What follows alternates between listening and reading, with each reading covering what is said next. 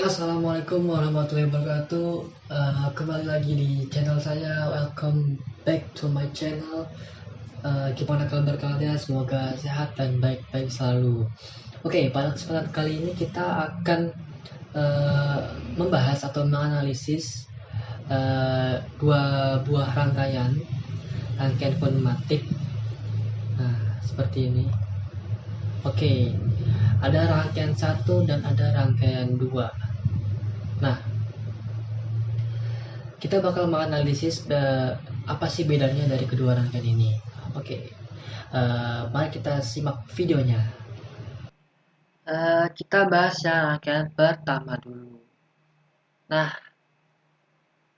kita coba lihat lagi ya gimana cara kerjanya. Kita play lagi. Nah, kita tekan start. Kita lihat secara sekilas gimana rangkaian pertama ini bekerja. Ya, rangkaian pertama ini menggunakan silinder ya teman-teman. Nah, ini silinder A, ini silinder B. Oke, kita stop simulasinya. Nah, kita coba bahas gimana sih cara kerja rangkaian satu ini secara mendalam atau lebih detail lagi. Oke, kita coba tekan tombol play.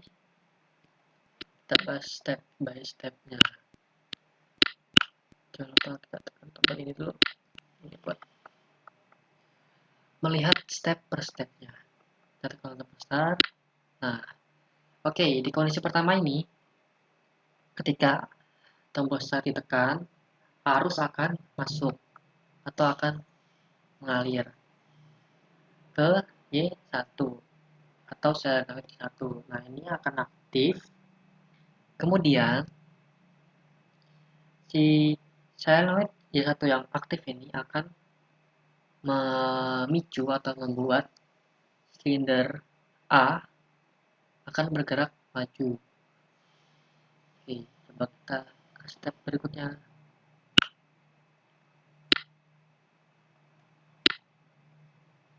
Nah, ini dia. Jadi ketika si solenoid Y1 ini aktif, dia akan membuat si silinder A maju. Nah, ketika si silinder A ini maju hingga batas maksimumnya, dia akan mengaktifkan si sensor 2. Nah, anak kontak sensor 2 ini, dia akan terhubung atau aktif, kemudian akan membuat aktif si solenoid Y3. Yang ini. Oke, kita lanjut. Nah, berikutnya, ketika si solenoid Y3 ini aktif, dia akan membuat si silinder B aktif dan akan membuat silindernya maju ke depan. Ketika maju hingga posisi maksimal, si silinder B ini akan mengalami sensor 4. Nah, alat kontak sensor 4 di sini akan terhubung atau aktif dan dia akan mengaktifkan relay M0. Nah, kita ke step berikutnya lagi ya. Nah, bisa dilihat ketika relay M0-nya aktif, dia akan memutuskan anak kontak relay M0 yang sebelumnya yang ada di sini. Tadi kan ini terhubung. Nah, setelah M0-nya aktif, dia terputus. Jadi ini awalnya NC, kemudian ketika M0-nya aktif, relay M0-nya aktif, dia akan menjadi NO. Nah, sebaliknya, anak kontak M0 yang posisi awalnya NO, ketika relay M0-nya aktif, dia akan menjadi NC atau terhubung. Nah, kita lihat M0 terhubung. Nah, M0 yang aktif ini, anak kontak M0 yang aktif ini akan mengaktifkan solenoid Y4. Ini. Nah, ketika solenoid yang 4 aktif, dia akan membuat si silinder B bergerak mundur. Kita ke step berikutnya. Nah, bisa lihat silindernya mundur.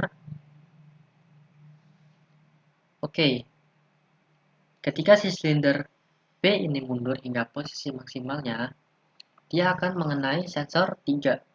Nih, sensor 3 ini, sehingga anak kontak dari sensor 3 akan terhubung atau akan aktif. Kita lihat ada dua anak kontak ini. Nah, anak kontak sensor 3 ini akan membuat aktif si solenoid I2. Yang ini akan membuat aktif yang ini. Kemudian si anak kontak sensor 3 yang di sini yang sebelahnya itu akan membuat aktif relay M1. Oke, kita coba ke step selanjutnya. Nah, ketika M1 ini aktif, dia otomatis akan holding atau menahan si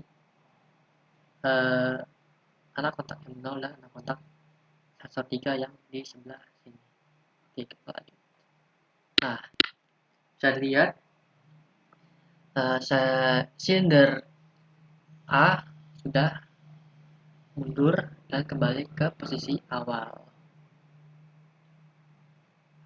Oke, lanjut. Kita coba step berikutnya. Nah,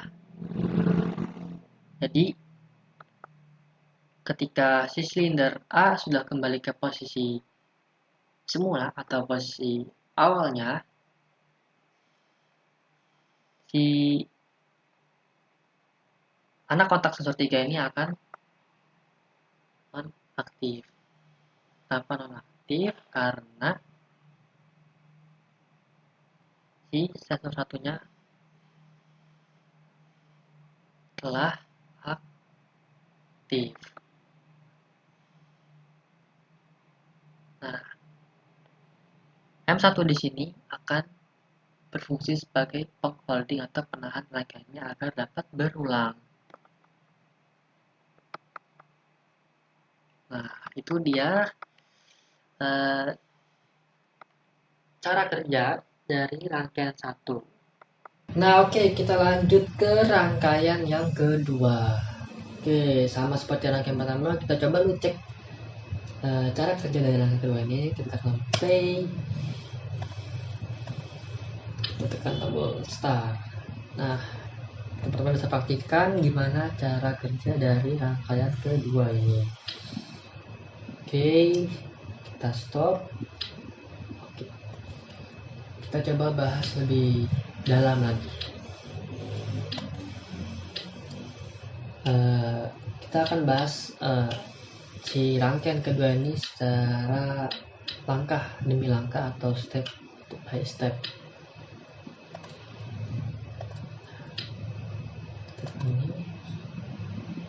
Kita tekan tombol start ya.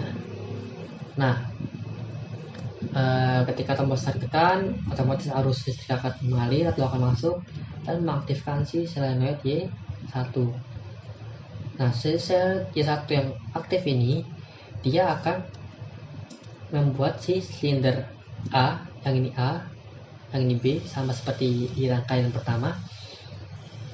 Dia akan membuat silinder A ini aktif atau akan bergerak maju. Oke, kita ke berikutnya.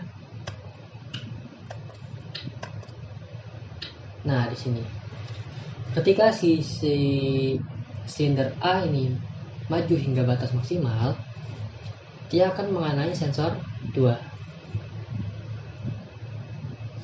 Nah, ketika sensor 2 ini terkena, otomatis dia akan aktif dan dia akan membuat anak kontak sensor 2 ini ikut aktif juga. Nah, anak kontak sensor 2 yang di sini dia akan membuat aktif si solenoid Y2. Sedangkan anak kontak sensor 2 di sini dia akan membuat aktif relay M1. Oke, kita lanjut lagi ke step berikutnya. Nah, kita lihat anak kontak dari relay M1 terhubung. Nah, oke, kita lihat anak kontak dari relay M1 terhubung dan si sensor 2 nya nonaktif. Kenapa nonaktif? Karena posisi si silinder A nya sudah mundur kembali. Oke, lanjut. Anak kontak M1 nya aktif dan kemudian akan mengaktifkan si solenoid Y3.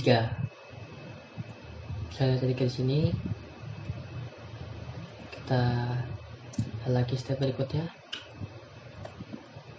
Nah, solenoid Y3 otomatis akan menggerakkan si silinder B untuk bergerak maju hingga ke posisi maksimalnya. Nah, ketika si silinder B ini sudah mencapai posisi maksimalnya, dia akan mengaktifkan sensor 4. Ketika sensor 4 ini aktif atau terhubung, otomatis sensor 4 yang di bagian sini akan mengaktifkan solenoid Y4, sedangkan sensor 4 yang ada di bagian di sini, anak kontak sensor 4 akan mengaktifkan si relay M2. Oke, kita coba lagi step berikutnya. Nah, relay M2 aktif otomatis akan mengholding si anak kontak dari sensor 4 ini. Yuk.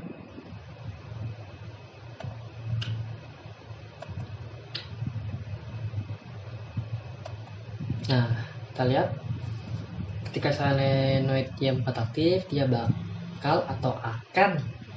akan mundur ke posisi semulanya. Otomatis si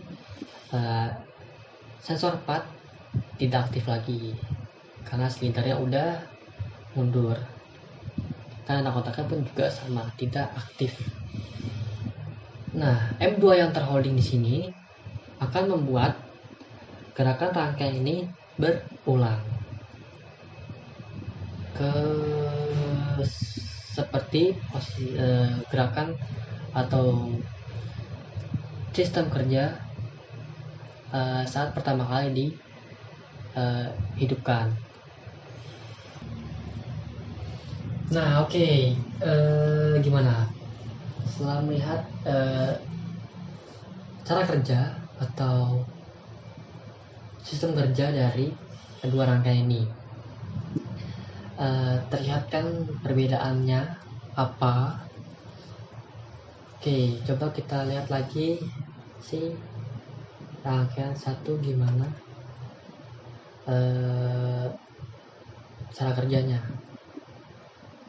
Kita lihat lagi.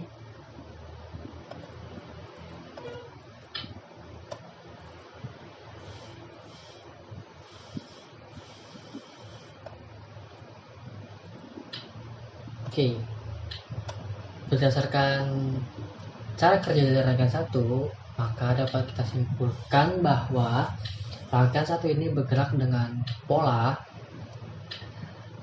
A plus, B plus, B min, A min. Oke, A plus, B plus, B min, A min. Maksudnya kayak gimana? Yang kayak gini loh.